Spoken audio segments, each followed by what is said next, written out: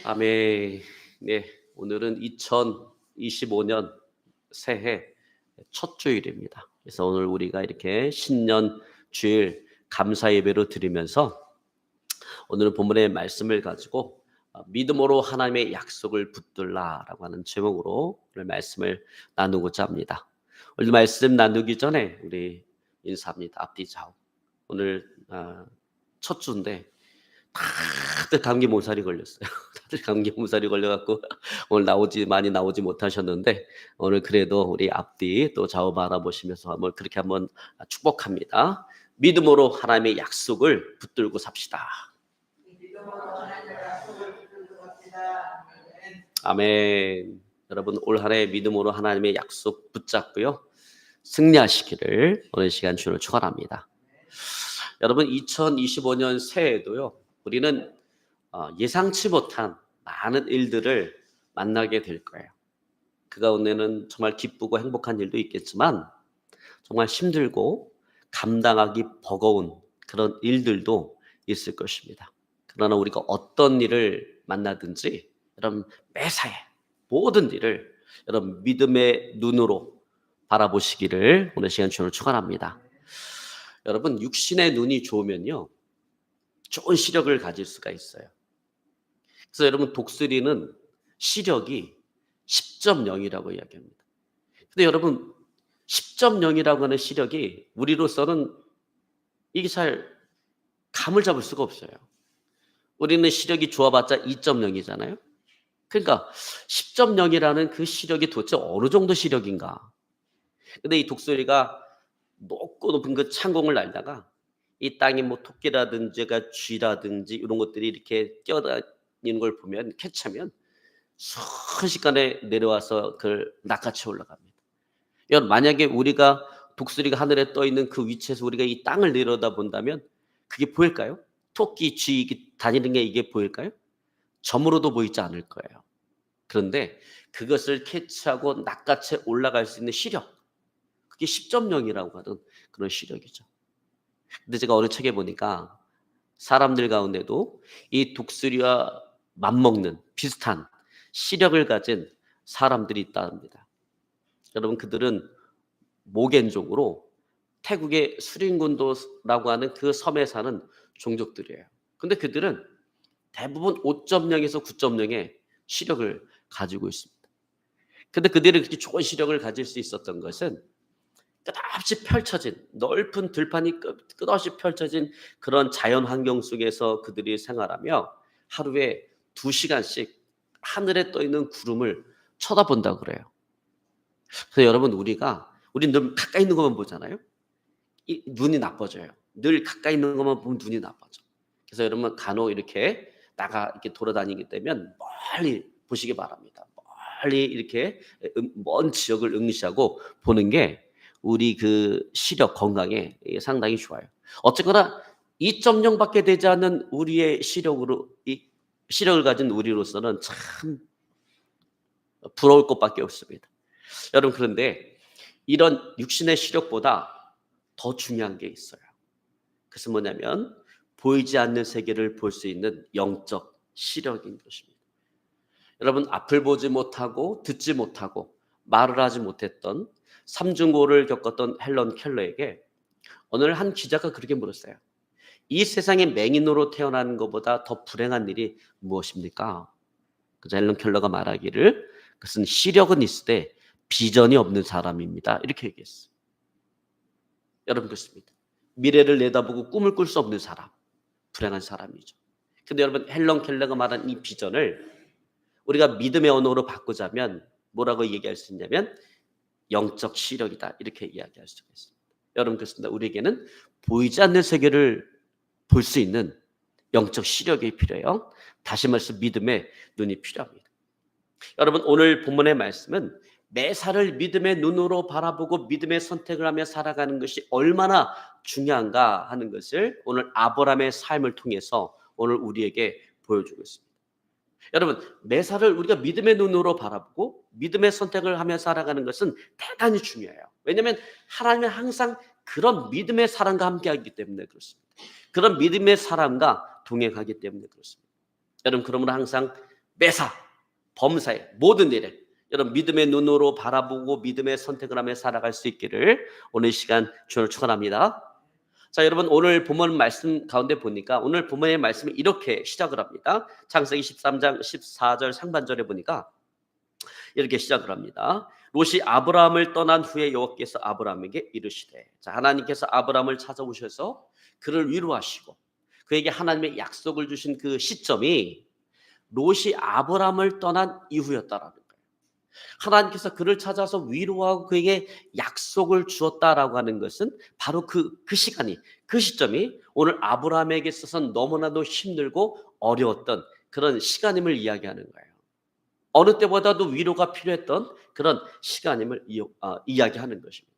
여러분, 이처럼 아끼고 사랑하는 사람과의 이별은 참 우리 마음을 힘들게 합니다. 여러분, 아브라함은요 조카 롯을 너무나도 아끼고 사랑했어요. 일찍 아버지를 여인 그 조카 롯을 아브라함은 자기 친아들처럼 생각하고 그 롯의 울타리가 되어줬고 정말 롯을 아끼고 사랑했습니다. 근데 그 롯과의 이별이 오늘 아브라함의 마음을 참 힘들게 했다는 것입니다. 자, 여러분, 그렇다면 아브라함은 조카 롯과 왜 헤어졌을까요? 어떻게 헤어졌을까요? 여러분, 사실 아브라함과 조카 롯의 이별은 어떤 둘 사이의 불화로 인한 이별은 아니었습니다. 헤어짐은 아니었습니다. 그것은 보다 더 나은 내일을 기약하기 위한 아주 건설적인 그런 헤어짐이었어요. 아브라함과 조카 롯이 애굽에서 올라와서 그들이 베델과 아이 그 사이에 장막을 치고 함께 거주하게 되었어요. 근데 시간이 흘러가면서 그들의 소유가 점점 늘어남에 따라 두 가문이 그 땅에 같이 거하는 것이 현실적으로 너무나 어려워졌어요. 두 가문이 거하기에는 그 땅이 너무나 비좁았던 것입니다. 그러다 보니까 아브라함의 목자들과 롯의 목자들 사이에 적잖은 다툼이 벌어지게 되어진 거예요. 그러자 아브라함이 한 고륙지간에 이와 같은 문제로 다툼을 벌이는 것이 좋지 않다라고 생각을 해서 조카 롯에게 헤어질 것을 이야기합니다. 그래서 창세기 13장 9절에 보면 아브라함이 이렇게 이야기합니다. 내 앞에 온 땅에 있지 아니하냐. 나를 떠나가라. 내가 좌면 나는 우하고 내가 우하면 나는 좌리라. 이에 롯이 요단 동편을 탁 바라보니까 온 땅에 물이 넉넉한 거야. 여호와의 동산 같고 애굽 땅과 같이 너무나도 기름지고 땅이 좋아 보인 거야. 그래서 소돔과 고모라 성이 위치한 그쪽 방향을 향해서 이 롯이 장막을 옮겨가기 시작합니다. 근데 여러분, 성경은 롯이 선택해서 장막을 쳤던 이 소돔성에 대해서 창세기 13장 13절에 이렇게 평가를 합니다. 소돔 사람은 여호와 앞에 악하며 큰 죄인이었더라. 소돔 사람은 어떤 사람이었어요? 악한 사람이었고 큰 죄인이었다라는 거예요. 여러분, 이런 롯의 선택에서 우리가 볼 수 있는 것은 그것입니다. 롯은 육신의 눈이 밝은 사람이었고 육신의 눈을 따라 선택했다라는 거예요. 여러분, 만약에 롯이 믿음의 눈을 가졌다면 어떻게 했을까요? 믿음의 눈을 가졌다면, 롯이 믿음의 눈을 가졌다면 절대로 그 땅을 선택하지 않았을 거예요. 아무리 그 땅이 여호와의 동산 같고 애굽 땅과 같이 기름진 땅이라 할지라도 좋은 땅이라 할지라도 절대로 그 땅을 선택하지 않았을 거예요. 왜? 그 땅은 여호와 하나님 앞에 죄를 짓는 땅이었기 때문에. 그래서 날마다 하나님의 진노를 쌓아가는 땅이었기 때문에. 그래서 언젠가는 하나님의 심판을 받을 수밖에 없는 그런 땅이었기 때문에 그렇습니다. 여러분, 롯의 이와 같은 선택은 오늘날 그리스도인들이 직장을 선택하거나 사업을 할 때 오늘 우리에게 커다란 본보기가 되어진다라고 생각을 합니다. 여러분, 그래요? 아무리 월급을 많이 주는 직장이라 할지라도, 아무리 이윤을 많이 남길 수 있는 사업이라 할지라도 그 직장과 사업이 하나님 앞에 죄를 짓는 것이라면 절대로 그것을 선택해서 안 된다는 거예요. 아무리 먹고 사는 문제가 달려있다 할지라도, 아무리 우리 생존의 문제가 달려있다 할지라도 그것이 하나님께서 기뻐하시는 것이 아니라면 가지 말아야 된다는 것입니다. 여러분, 그래서 우리에게 뭐가 필요한 거예요? 그래서 우리에게 믿음의 눈이 필요하다라는 것입니다. 우리는 항상 믿음의 눈으로 바라보고 믿음의 선택을 해야 된다라는 거예요. 여러분, 절대로 상황 논리에 빠져서 우리의 믿음을 타협해서는 안 된다라는 거예요. 여러분, 우리가 살아가다 보면 자꾸 상황 논리에 빠져요. 삶이 힘들고 어려다 보면 자꾸 믿음을 타협하게 돼. 이 상황에서 이건 어쩔 수 없는 상황이야, 이렇게. 여러분, 목사님들 가운데도 그런 분들 참 많이 있어요. 목회를 시작을 했는데 너무나 어려워. 삶 자체가 너무나 어려워. 먹고 사는 문제가 너무나 어려워. 그러면 어떻게 하는 게 믿음의 정도입니까? 무릎 꿇고 기도해야 되죠. 하나님께서 목사로 불렀는데 그 먹고 사는 문제 때문에 목회를 못하게 해주실 건 아니잖아요. 그러면 하나님 앞에 무릎 꿇고 기도해야 되는데 자꾸 타협하게 된다. 아, 내가 교회가 안정될 때까지 내가 좀 알바를 하고 좀 일을 해야 될까? 나가서 막 일을 하기 시작합니다. 여러분, 그 일을 하기 시작하면 어떻게 될까요? 몸이 피곤하죠. 알바하고 일하는 몸이 피곤하면 성경 연구도 못하죠. 기도도 못하죠. 여러분, 목회자가 기도 안 하고 성경 말씀 연구 안 하고 그러면 영성이 어떻게 되겠습니까? 결국은 아무것도 안 되는 거예요. 목회도 안 되고 아무것도 되지가 않는다라는 거죠. 우리가 살아가다 보면 자꾸 이런 상황 논리에 직면하게 되어지는데 그 상황 논리에 우리가 빠져서 믿음을 타협해서 않는다라는 거예요. 왜? 하나님은 믿음으로 행하지 않는 것에 대해서는 하나님은 절대로 책임져 주시지 않기 때문에 그렇습니다. 자, 여러분 보십시오. 믿음으로 행하지 않냐고 육신의 눈을 따라 행한 롯의 선택에 대해서 오늘 어떤 일이 일어났습니까? 여러분, 그가 그 선택을 한 이후로 하나님은 롯의 인생에 그를 찾아온 적이 단 한 번도 없었다라는 거예요. 하나님은 롯의 그 소유를 책임져 주시지 않았습니다. 그의 재산, 그의 재물을 책임져 주시지 않았어요. 그래서 소돔과 고모라성이 심판을 당할 때 롯은 그동안 모았던 모든 재물과 재산을 다 잃어버렸습니다. 사랑하는 아내를 잃어버렸습니다. 나중엔 살아남은 두 딸과 동침함으로 말미암아 마지막 남아있던 그 명예마저도 잃어버렸습니다. 자, 여러분 반면에 오늘 아브라함의 선택을 보십시오. 자, 아브라함은 어떤 선택을 했어요? 모든 선택권을 조카 롯에게 양보했습니다. 그래서 먼저 선택할 수 있는 우선권을 준 거예요. 먼저 좋은 땅을 선점할 수 있는 모든 권한을 그에게 주어진 거예요. 여러분, 아브라함의 이런 행동이 의미하는 게 뭘까요? 아브라함의 이런 행동은 우리에게 뭘 보여주는 걸까요? 저는 여러분 우리가 인생을 살아가면서 이게 너무나도 좀 중요하다고 생각해요. 여러분, 오늘 아브라함이 보여준 이 행동은 인생의 문제라고 하는 것은 어떤 조건, 환경에 의해서 결정되어지는 것이 아니다. 우리 눈에 보이는 것에 의해서 결정되는 것이 아니라 보이지 않는 하나님에 의해서 결정이 된다라는 거예요. 보다 더 좋은 조건, 보다 더 나은 환경이 우리 인생의 문제를 결정하는 것이 아니라 내가 얼마나 보이지 않는 그 하나님을 내가 얼마나 의뢰하며 살아가느냐, 그것이 우리 인생의 문제를 결정한다라고 하는 것입니다.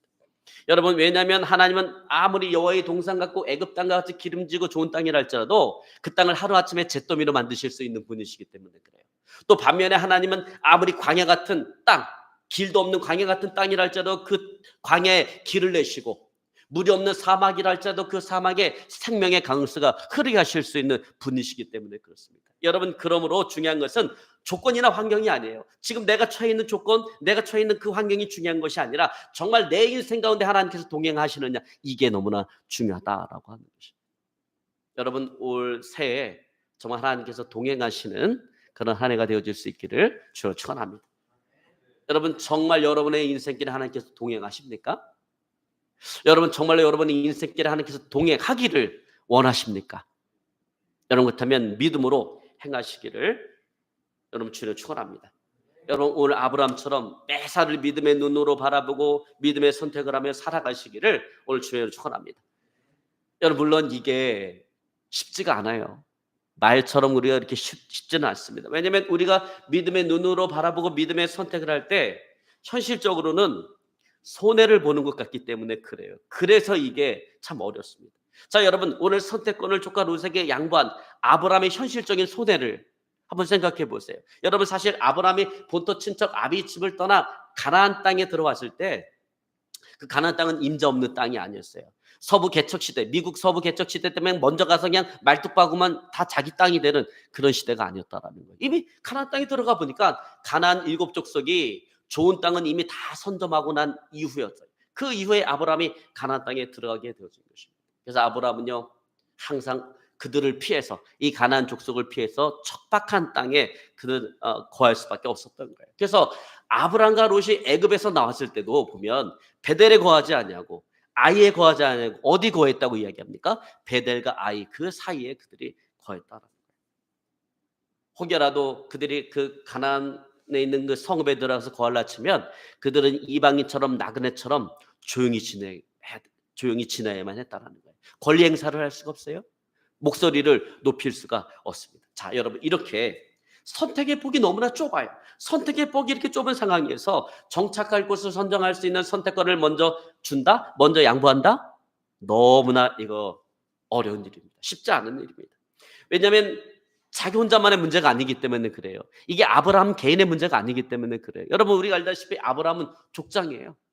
책임져야 될 식솔들을 엄청나게 많이 거느리고 있고 가축대를 거느리고 있는 사람이라는 거예요. 그런데 조카 롯이 좋은 땅을 선점하고 나면 자기는 그 많은 식솔들과 가축대를 거느리고 척박한 땅에 거해야 된다라는 것입니다.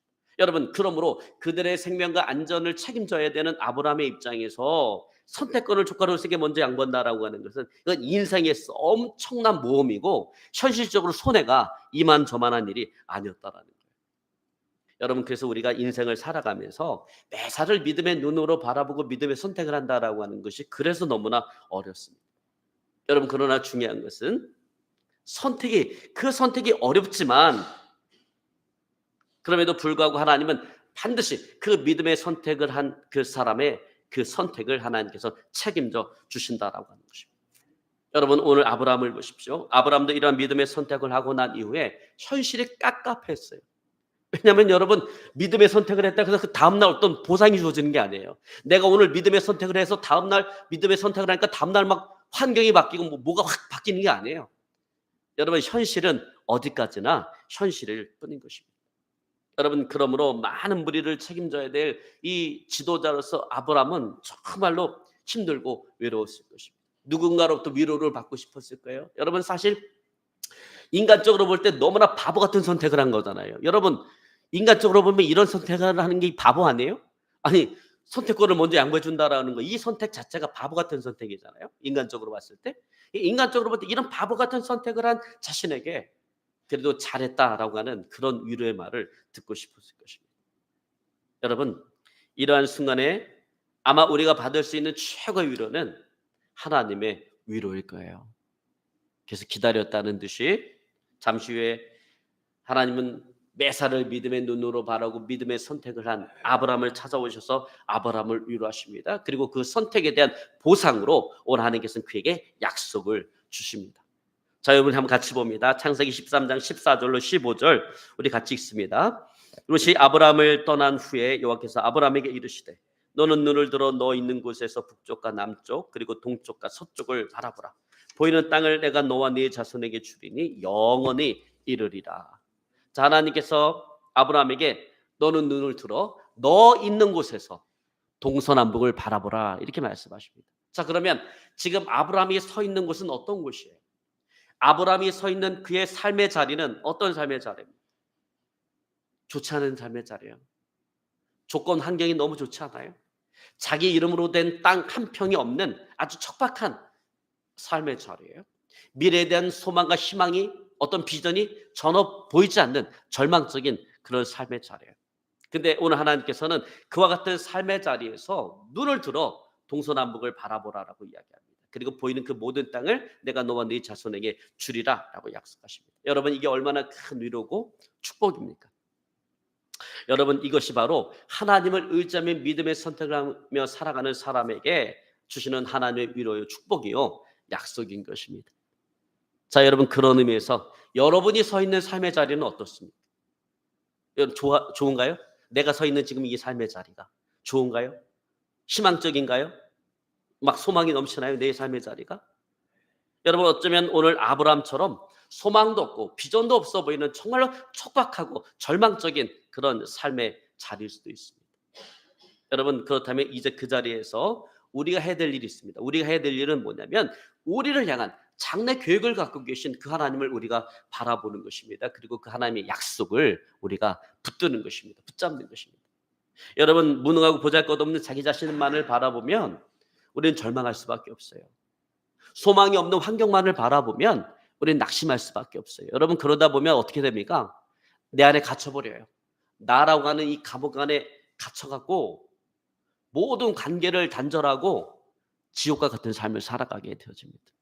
다른 사람은 몰라요. 그냥 뭐 활달하게 웃고 막 이렇게 해서 뭐 아무런 문제 없는 것 같은데 그 자기 자신은 지옥과 같은 삶을 살아가는 거예요. 모든 관계가 단절되어지고 내 안에 갇혀서 지옥과 같은 삶을 살아가게 되어지는 것입니다. 여러분 그런 삶에는 희망이 없어요. 거기서 벗어나야 되는 것입니다. 여러분 그러므로 무능하고 보잘것없는 자기 자신을 바라볼 것이 아니라 우리를 향한 분명한 계획을 가지고 계신 그 하나님을 우리가 믿음의 눈으로 바라봐야 되는 것입니다. 그리고 하나님께서 새롭게 역사하실 그 동서남북을 우리가 믿음의 눈으로 바라봐야 되는 것입니다. 여러분 믿음의 눈을 들어서 내가 서 있는 이 척박한 이 절망적인 그 삶의 자리에서 하나님께서 역사하실 동서남북을 바라볼 수 있기를 오늘 시간 주를 축원합니다. 여러분 믿음으로 하나님의 약속을 붙잡을 수 있기를 주를 축원합니다. 여러분 예레미야 29장 11절에 보면 하나님은 척박하고 절망적인 삶의 자리에 있는 자에게 약속을 주고 계세요. 어떤 약속을 이렇게 약속을 주십니다. 여호와의 말씀이니라 너희를 향한 나의 생각을 내가 아나니 평안이요 재앙이 아니니라. 너희에게 미래와 희망을 주는 것이니라. 여러분 이게 언제 주어진 말씀이냐면요. 이스라엘 백성들이 이제 바벨론의 포로로 끌려갈 수밖에 없는 운명. 이제 그 시점이 이제 눈앞에 거의 가까이 다가온 그때 주어진 말씀이에요. 바벨론의 포로로 끌려갈 이스라엘 나라에 무슨 소망이 있어요? 무슨 희망이 있어요? 그들의 삶에 뭐 바랄 것이 뭐가 있겠어요? 정말 내가 정말 소원하고 바라는 것이 성취될 만한 것이 있어요? 이제 포로로 끌려가게 되는 이런 아주 절박한 이런 상황인데 여러분 얼마나 낙심될까요? 이런 상황이면 여러분 우리나라가 내일 곧 망할 것 같아. 여러분 나라가 망할 위기에 처해 있어. 여러분 무슨 소망이 있고 우리 안에 무슨 기쁨이 있겠어요? 우리 삶에 무슨 비전이 있겠어요? 근데 그런 상황 가운데 오늘 하나님께서 주신 말씀이 오늘 예레미야 29장 11절의 말씀이에요. 여러분 현실적으로 보면 재앙 같아요. 근데 오늘 하나님은 뭐라고 이야기하는 겁니까? 평안이요 재앙이 아니라는 거예요. 여러분 우리 삶 가운데 시련이 계속해서 다가오다 보면 어떤 생각이 드냐면 나중에 야 내가 저주받았나? 왜 이렇게 망하는 거? 이런 생각이 들어요. 근데 하나님 분명히 뭐라고 얘기하십니까? 너희를 향한 내 생각을 내가 아나니 평안이요 재앙이 아니라 너희에게 미래와 희망을 주는 것이니라. 여러분 그러므로 내 삶의 자리가 아무리 촉박하고 절망적인 삶의 자리라도 이 삶의 자리에서 우리가 붙잡아야 될 하나님의 약속은 오늘 이 약속의 말씀인 것입니다. 여러분 오늘 이 약속 붙잡으시길 저는 축원합니다. 여러분 2025년 살아가면서 이 약속의 말씀 붙잡으시기 바라요. 아무리 시련이 다가온다 할지라도 나를 향한 우리 가정을 향한 하나님의 생각은 평안이지 결코 재앙이 아니고 우리 가정의 내 인생 가운데 미래와 희망을 주는 것이다라고 하는 이 사실을 여러분 꼭 붙잡으시기를 주를 축원합니다. 여러분 그런데 우리가 이 하나님의 우리를 향한 하나님의 약속을 붙잡기 위해서 필요한 것이 있어요. 뭐가 필요하냐? 믿음이 필요하다라는 거예요. 여러분 하나님의 약속은 저절로 이루어지는 게 아니에요. 우리가 믿음으로 붙잡을 때 하나님의 약속은 우리의 삶 가운데 성취가 되어지는 것입니다. 그래서 바울이 고린도후서 1장 20절에 이렇게 이야기합니다. 하나님의 약속은 얼마든지 그리스도 예수 안에서 예가 되나니 예가 된다라는 건 성취가 된다라는 거예요. 예가 되나니 그런즉 그로 말미암아 우리가 아멘하여 하나님께 영광을 돌리게 되느니라. 여러분 이게 무슨 말씀이에요? 하나님의 약속은 우리가 아멘으로 받아들일 때 아멘으로 받아들이는 게 무슨 얘기예요?